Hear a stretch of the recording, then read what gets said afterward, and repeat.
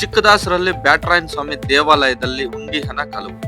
ಶಿಡ್ಲಘಟ್ಟ ತಾಲೂಕಿನ ಮುಜರಾಯಿ ಇಲಾಖೆಗೆ ಸೇರಿದ ದೇವಾಲಯದ ಬಾಗಿಲು ಮುರಿದು ಹೊಲನುಗ್ಗಿದ ಖತರ್ನಾಕ್ ಕಳ್ಳರು ಹುಂಡಿಯಲ್ಲಿದ್ದ 50,000ಕ್ಕೂ ಅಧಿಕ ಹಣವನ್ನು ದೋಚಿಕೊಂಡು ಪರಾರಿಯಾಗಿರುವ ಘಟನೆ ಚಿಕ್ಕದಾಸರಲ್ಲಿ ಗ್ರಾಮದ ಗುಡ್ಡದ ಮೇಲಿರುವ ಬ್ಯಾಟರಾಯನ ಸ್ವಾಮಿ ದೇವಾಲಯದಲ್ಲಿ ನಡೆದಿದೆ. ರಾತ್ರಿ ವೇಳೆ ದೇವಾಲಯಕ್ಕೆ ನುಗ್ಗಿರುವ ಕಳ್ಳರು ಮೊದಲು ದೇವಾಲಯದ ಬಾಗಿಲನ್ನು ಮುರಿದು ಹೊಲ ಪ್ರವೇಶಿಸಿದ್ದಾರೆ.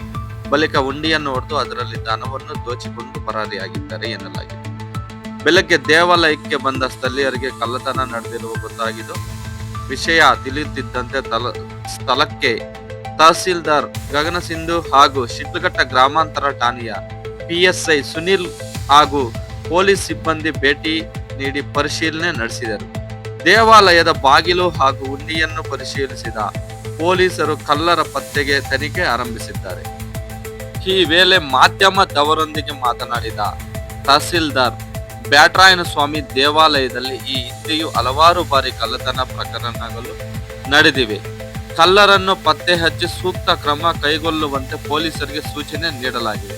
ಮುಂದಿನ ದಿನಗಳಲ್ಲಿ ಇಂತಹ ಘಟನೆಗಳು ಮರುಕಳಿಸದಂತೆ ದೇವಾಲಯದ ಆವರಣದಲ್ಲಿ CC ಕ್ಯಾಮೆರಾಗಳನ್ನು ಅಳವಡಿಸಲು ಕ್ರಮ ಕೈಗೊಳ್ಳಲಾಗುವುದು ಎಂದು ತಿಳಿಸಿದರು.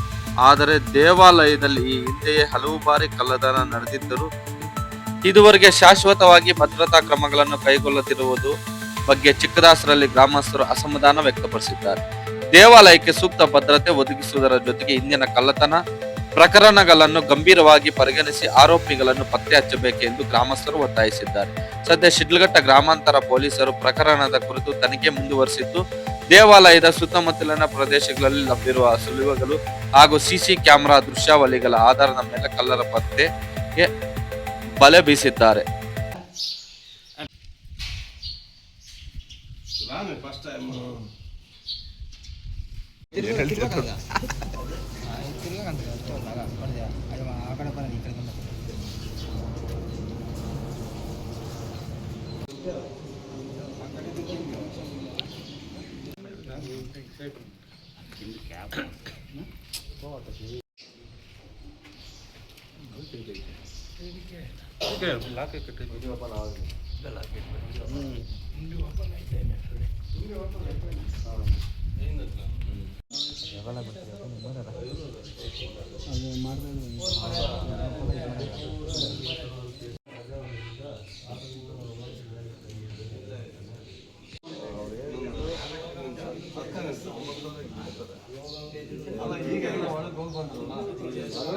ಹೋಗಿ ಬಂದಿದ್ದು ಯಾಕೆ ಅಂತಂದ್ರೆ ಏನೇನು ಹೋಗಿದೆ ಅದು ಎನ್ಕ್ವೈರಿಗೆ ಅಷ್ಟೇ ಮಾಡಬೇಕು ಬರಬೇಕು.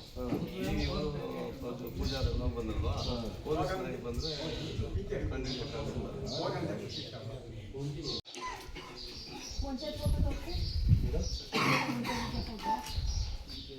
ಅಲ್ಲ ರಾತ್ರಿ ಶಬ್ದ ಗಿಬ್ದ ಆ ಥರ ಏನು ಇಲ್ಲ ಮೇಡಮ್. ಗಾಡಿ ಈ ಕಡೆ ಇದೆ, ಇಲ್ಲೆಲ್ಲ ಮನೆ ಕೇಳಿಸಲ್ಲ. ರೋಡ್ ಆ ಕಡೆ ಮೇಡಮ್, ಅವ್ರ ಮನೆಗೆ ಕೇಳಿಸಲ್ಲ ಅವಾಗ. ಗಾಡಿ ಈ ಕಡೆ ಇದೆ. ಲೈಟಿಗೆ ಆಫ್ ಮಾಡಕ್ಕೆ ಬರ್ತಾರೆ ಮಾರುವರೆಗೆ. ಅದು ನೋಡಿ ನನಗೆ ಫೋನ್ ಮಾಡಿದ್ರು. ಸ್ವಾಮಿ ದೇವಸ್ಥಾನ ಚಿಕ್ಕದಾಸರಲ್ಲಿ ಕಳ್ತನ ಆಗಿದೆ ಅಂತ ಮಾಹಿತಿ ಬಂದಿದೆ ನಮಗೆ. ಸೊ ಬಾಗಿಲು ಹೊಡೆದಾಕ್ಬಿಟ್ಟು ಹುಂಡಿಯಲ್ಲಿ ಏನಿದೆ ದುಡ್ಡೆಲ್ಲ ಕಳ್ತನ ಮಾಡಿದ್ದಾರೆ. ಸೊ ಅದರಲ್ಲಿ ನಾವೇನಿದೆ ಪೊಲೀಸ್ ಅವ್ರಿಗೆ ಇವಾಗ ಜವಾಬ್ದಾರಿ ವಹಿಸಿದ್ದೀವಿ.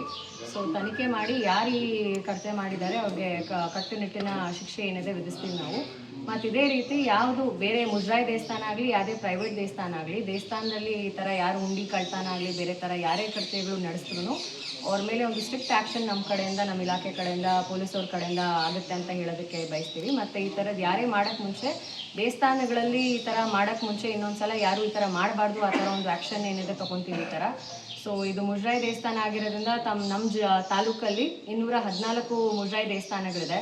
ಸೊ ಅದರದ್ದು ಭದ್ರತೆ ಮತ್ತು ಸುವ್ಯವಸ್ಥತೆ ಕಾಪಾಡೋದಕ್ಕೆ ನಮ್ಮ ಕಡೆಯಿಂದ ಏನು ಕ್ರಮ ವಹಿಸಬೇಕು, CCTV ಕ್ಯಾಮ್ರಾ ಅಳವಡಿಕೆ ಆಗಲಿ ಮತ್ತು ಏನು ನಮ್ಮ ಕಡೆಯಿಂದ ನೆಕ್ಸ್ಟು ಪ್ರಿಕಾಷನರಿ ಮೆಷರ್ಸ್ ನಾವೇನು ತೊಗೋಬೇಕು ಅದನ್ನು ನಾವಿನ್ನು ಮುಂದೆ ಕ್ರಮ ಕೈಗೊಳ್ತೀವಿ. ಮೇಡಮ್, ಇದೇ ದೇವಸ್ಥಾನದಲ್ಲಿ ನಾಗೇಶ್ವರ ಆಗಿದೆ ಅಂತ ಮಾಹಿತಿ ಬಂದಿದೆ. ಅದ್ರ ಬಗ್ಗೆ ಏನು ಕ್ರಮ ಕೈಗೊಂಡಿದ್ದೀರಾ ಮೇಡಮ್? ಅದೇ ಅದೊಂದು 5 to 6 years ಬ್ಯಾಕ್ ಆಗಿತ್ತು ಅಂತ ಹೇಳಿದ್ವಿ. ನಾವೀಗ CCTV ಏನಿದೆ ಕನೆಕ್ಷನ್ ಒಂದು ಕೊಟ್ಬಿಟ್ಟು ಮಾಡಿದ್ವಿ. ಬಟ್ ಇಲ್ಲಿ ಸ್ವಲ್ಪ ಕೋತಿಗಳು ಕಾಟ ಇರೋದ್ರಿಂದ ಏನಿದೆ ಕೇಬಲ್ ವೈರಿಂಗ್ ಎಲ್ಲ ಸ್ವಲ್ಪ ಕಟ್ ಆಗಿದೆ. ಸೊ CCTVದು. ಸೊ ಅದಕ್ಕೆ ಆಲ್ಟರ್ನೇಟಿವ್ ಸೊಲ್ಯೂಷನ್ ಆಗಿ ಆ ಥರ ಏನು ಸಿಸ್ಟಮ್ ನಾವು ಅಳವಡಿಸ್ಬೋದು ನೋಡ್ಬಿಟ್ಟು ನಾವೊಂದು ಬೆಟರ್ ಪ್ರಿಕಾಷನರಿ ಮೆಷರ್ಸ್ನ ಒಂದು ಅಳವಡಿಸೋಕ್ಕೆ ಕ್ರಮ ವಹಿಸ್ತೀವಿ.